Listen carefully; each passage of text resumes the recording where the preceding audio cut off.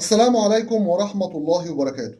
أهلا بكم في قناة الزمالك في قلبي مع إسلام أبو مازن. أهلا بكل جمهورنا العزيز، يا رب كلكم تكونوا في أحسن صحة وفي أحسن حال. النهاردة كالمعتاد هنتكلم عن أخبار الزمالك وكل ما دار داخل نادي الزمالك.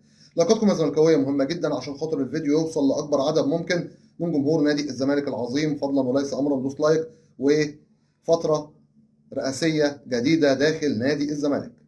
فترة جديدة تبدأ من 2023 او اكتوبر 23. يا رب اكتب الخير لنادي الزمالك، يا رب ولي من يصلح داخل رئاسة نادي الزمالك. اسماء كتير متواجدة، يا ترى مين اللي هيخدم؟ اسئلة كتير، كلام كتير، مفاجآت كتيرة. لكن الاول كده تعالوا نشوف الدنيا ماشية ازاي. مبدئيا كده، المستشار مرتضى منصور لم يترشح لانتخابات نادي الزمالك هذا العام او هذه الانتخابات كما توقعنا وكما بلغناكم. طيب، اللي حصل ان كابتن احمد سليمان خلاص دخل مع كابتن حسين لبيب، وكلنا عارفين الكلام ده كله. فاجئنا كابتن فاروق جعفر انه دخل على انتخابات على مقعد الرئاسه. فاجئنا بجد. كمان دكتوره ميرفت سيد احمد كانت وكيله وزاره الشباب والرياضه قبل كده، دخلت في انتخابات نادي الزمالك على مقعد الرئاسه، ودي مفاجاه غريبه عجيبه جدا. يعني لكن الشيء اللي احزنني ووراني ان احنا بجد بجد صعب ان احنا نتصلح، صعب ان احنا من جوانا نتصلح، صعب إن النفوس شبه بعضها.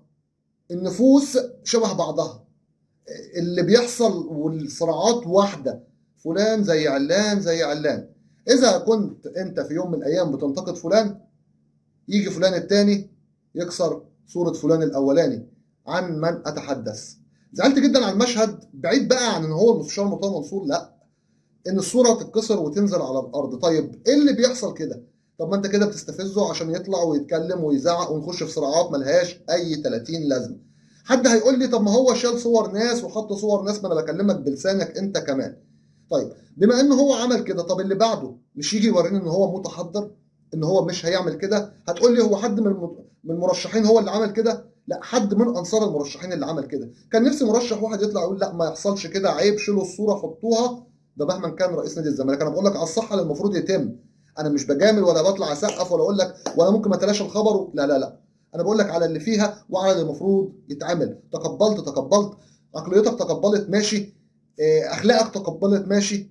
غير كده برضو ما بتفرقش معايا كتير، تقبلت يعني او مش متقبل. لكن بجد ما كانش لازم يحصل. انا عارف ان في ناس محترمه كتير ما تقبلش بالاوضاع ديت، حتى اللي كانوا بينتقدوا رئيس نادي الزمالك السابق. اذا وجدت شيء سلبي في الرؤساء القادمين او في المجلس القادم برضو اتكلم. ما هو مش عشان كده او كده، لكن بنتمنى لهم الخير، بنتمنى ان الخير يعم على نادي الزمالك، الانجازات والبطولات تعود لنادي الزمالك. تعالوا بس سريعا نشوف القوائم كده سريعا، او المقاعد المترشح عليها. مقعد الرئاسه طبعا كابتن حسين لبيب، الدكتوره ميرفت سيد احمد، استاذ عمر هريدي المحامي، كمان ما تنساش كابتن فاروق جعفر ودكتور ماجد الحنبلي او فاروق الحنبلي. دول الخمسه اللي مترشحين على مقعد الرئاسه. مقعد النائب الاستاذ هاني العتال، وعندي حوار للاستاذ هاني العتال. الاستاذ هاني العتال، الاستاذ احمد عبد الغني، وما تنساش كمان دكتور احمد عبد الغني.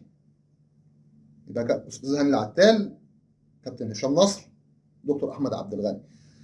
مقعد بقى فوق السن كتير: استاذ هاني شكري، استاذ احمد سليمان او كابتن احمد سليمان، استاذ هاني بيرسي، كابتن هشام يكن، كابتن حسين السيد. اسماء كتير يعني، مش عاوز انا انسى حد فيهم. لكن الدكتور عبد الله جورج، دكتور مصطفى عبد الخالق، كابتن الحسين سمير، استاذ محمد طارق، الدكتوره مروه اميره الرفاعي، استاذ سامح سوني الخوانكي، والاستاذه نجلاء خليفه، واستاذ هاني سعيد، واستاذ عمرو ادهم، واستاذ شيرين الفقي، وشريف اسلام، استاذ شريف اسلام، واحمد عفيفي، ورجب رواش، واستاذ رجب رواش، واستاذ احمد فوده، واستاذ اشرف امام، واستاذه حمديه كمال، واستاذ احمد عباده، وسيف الاسلام، واستاذ سيف الاسلام محمد يوسف، واستاذه مروه البروجي، واستاذه نجلاء الناجي، واستاذ طارق عبد العال، واستاذ رفعت شبل، وحاتم السيد.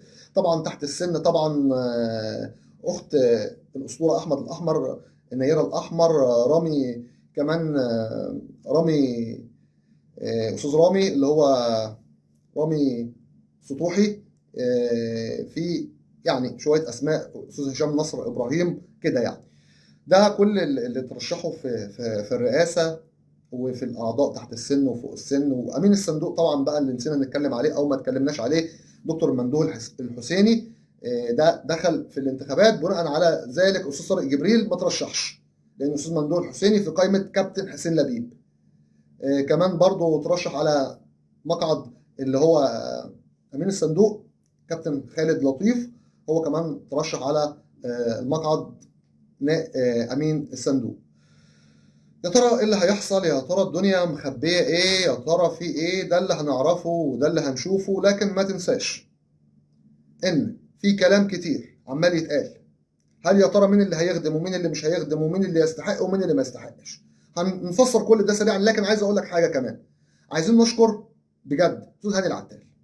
زي ما انتقدناه في حلقتين وقلنا ان الاستاذ هاني العتال عنده قناه اللي هو صاحبها، القناه اللي هو صاحبها مش عاوز اذكر اسمها، وفيها استاذ محمد شبانه اللي ليل نهار بيهاجم نادي الزمالك، وان هو عضو كمان في النادي الاهلي. لكن الراجل عمل حاجه جامده جدا جدا جدا. نادي الزمالك كان متبقي له 2 مليون من 4 مليون عشان يدفعهم لاتحاد كره اليد عشان استخراج الكارنيهات، وبعد كده هنجدول ال 4 مليون يمكن بعد شهر شهرين بشيك واحد. ماشي ماشي. قعدنا النادي ونقول حد يدفع، حد يقف معانا، حد يشيلنا، حد يقف جنبنا، حد يساعدنا يا جماعه، حد يدخل، حد يتبرع بيهم او حد يسلفهم للزمالك. هاني العتال هو اللي عمل كده. طيب، حركه كويسه جدا وجامده جدا من الاستاذ هاني العتال. لكن عندنا مطلبين منا لحضرتك، 2. اول حاجه، محمد شبانه يتشال من القناه بتاعه حضرتك. محمد شبانه يتشال. ثانيا، يا ريت تقدم، يا ريت يعني ايه تلغي اشتراكك في النادي الاهلي. انت من الوارد جدا ان انت تبقى عضو في مجلس اداره نادي الزمالك او نائب استاذ هاني العتال، نائب رئيس نادي الزمالك، اسم كبير.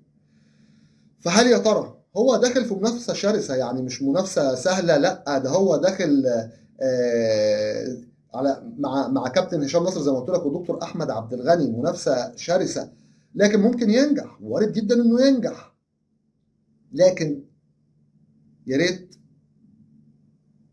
يعني يلغي اشتراكه داخل النادي الاهلي. طيب، ناس كتير كانت بتقول عندنا ازمات وعندنا مشاكل وعاوزينها تتحل، ويا ريت رجال الاعمال اللي داخلين في المترشحين في في انتخابات نادي الزمالك يحلوا الموضوع. وياما ناديت بالكلام ده، ناس حبايبي كتير ردوا عليا وقالوا لي لما يتاكدوا ان المستشار مرتضى منصور مش هيدخل انتخابات نادي الزمالك. طيب، هو ما دخلش خلاص، يعني خلاص ما فيش وجود للمستشار داخل نادي الزمالك. طب المفروض يتم ايه؟ المفروض ايه؟ كل واحد زي ما استاذ هاني عتال عمل كده، المفروض ان حضراتكم تعملوا كده. في مشكله كذا، في مشكله قيد، في مشكله ضرايب، في مشكله مش عارف استاذ ممدوح عباس، الكلام ده كله ولا ايه؟ ولا غلط ولا ايه اللي بيحصل؟ ننتظر منكم بقى. انت داخل قدامك بالظبط شهر و10 ايام، ورينا حضرتك هتشتغل ازاي لنادي الزمالك. ما تشتغلش لنفسك، شغلك لنفسك مش هيكسبك على قد ما تشتغل لنادي الزمالك وتقول انا عملت دلوقتي، انا نيتي خير. تصريح غريب من كابتن حسين لبيب، تصريح غريب من كابتن حسين لبيب بجد، وهو قاعد عمال يتكلم ويقول وهنشتغل وهنعمل وي والاعضاء الجمعيه العموميه دول هنوفر لهم كل حاجه اللي هم الاساس بتوع الانتخابات. وقال حتى هنعمل لهم من 5 ل 10 شجرات داخل النادي عشان خاطر احنا مش لاقيين مكان ضله نقعد فيه. طب احنا عاوزين اللي اهم من كده، احنا عاوزين بقى فريق كره القدم والطايره والعاب الصالات والكلام ده كله. لو كنت سالتني عندك 2 تختار مين فيهم في الرئاسه، لو كان كابتن احمد سليمان وكابتن حسين لبيب كنت برجح كابتن احمد سليمان صراحه. اصل انا ما قداميش غير الاثنين، ما انا لازم اختار وبعد كده هحكم زي ما قلت. لكن ده دخل مع ده في القايمه وده دخل عضو وده دخل رئيس. الاقرب في النجاح الى الان كابتن حسين لبيب. الناس متخوفه من كابتن حسين لبيب، بيقولوا انه موضوع ناديك يناديك واللي اتعمل عشان التبرعات دي كانت مشكله كبيره. بيقولوا كمان انه له علاقات برئيس النادي الاهلي وهم مش عايزين كده. بيقولوا انه برضه ليه علاقات بكابتن حسن مصطفى. كابتن حسن مصطفى كتير الناس يعني شايفه ان بيحصل تعنت ضد نادي الزمالك في البطولات. شايفين ان بعض العقود كانت مش كويسه، شايفين في احتفاليه الدوري ان هو ما قدرش يقف ويقول لا لازم الناس تخش تحتفل. في حاجات كتير. خلونا لا نستبق الاحداث لحد ما نشوف ايه اللي هيحصل وساعتها نقرر ونقول. اول حاجه مين اللي هينجح؟ هو بنسبه كبيره اللي هينجح، هو ومعظم قائمته بنسبه كبيره جدا. كمان عايز اقول لكم من ضمن الكواليس اللي حصلت في الانتخابات، اللواء حسن موسى اللي كان ماسك اللجنه المؤقته داخل نادي الزمالك راح ودعم كابتن حسين لبيب في الانتخابات، يعني هو مع كابتن حسين لبيب. ثانيا استاذ عمر هريدي المرشح للرئاسه قال لك انا هحاول احل مشاكل نادي الزمالك، مش هبص الخصومات ولا هخلص حسابات، لا هبص ان انا اعمل واحل مشاكل نادي الزمالك. وكمان الحدث الاهم والابرز عنده قال لك هعمل فرع لنادي الزمالك في غزه. ده كان كلام الاستاذ عمر هريدي. بيقال بقى ان كابتن خالد لطيف تم الهجوم عليه من انصار المرشحين، عشان خاطر يعني ان هو كان من قائمه المستشار مرتضى منصور او من مجلس المستشار مرتضى منصور. هنتغير امتى؟ طب انا شايفك وحش او انت شايفني وحش، انت شايفني وحش، طب انت بقى احسن مني، طب انت ما تعملش زيي. اقول لك ايه؟ الناس هتاخد كلامي غلط وتقول لك لا لازم يعملوا اكتر منه، او بمعنى اصح لو ناس كانت شايفه ان الاسلام غلط وحد تاني عمل اكتر ما اسلام بيعمل، ما هو الناس التانيه عشان واقفه معاه هتقول لك لا هو صح، اللي بيعمل غلط ده صح. بلاش يعني نبقى نكيل بمكيالين، بلاش. كمان عايز اقول لكم ان مواليد 2003 لنادي الزمالك في بطوله الجمهوريه قدروا يفوزوا على نادي المقاولون العرب بنتيجه 2-1. احرز اهداف نادي الزمالك في الدقيقه 42 من الشوط الاول محمود الدسوقي، في الدقيقه 11 من الشوط الثاني كريم عبدون اسمه مميز، صاحب اداء مميز، نتمنى في يوم انه ينضم الى فريق نادي الزمالك الاول. تدريبات نادي الزمالك النهارده شهدت عوده الاباتشي شيكابالا خلاص شارك. محمد عواد كده بنسبه كبيره يبتعد عن السفر مع نادي الزمالك لمواجهه اردا سولار الجيبوتي، لكن شيكابالا الحمد لله خلاص جاهز. يبقى محمد صبحي اكيد اللي هيتواجد وعبد الرحمن نفاد اللي اكيد هيسافروا مع نادي الزمالك. بكده تكون انتهت اخبارنا النهارده. عشان الزمالك حب في قلبنا هندعم نادي الزمالك، مش هنتخلى ابدا عن نادي الزمالك، ودائما وابدا في ظهر نادي الزمالك الى ان ينتهي بنا العمر. اترككم في رعايه الله وامنه وحفظه، ولكم مني خالص حبي وتقديري واحترامي، وان شاء الله قدم افضل. عشان الزمالك حب في قلبنا، والسلام عليكم ورحمه الله وبركاته.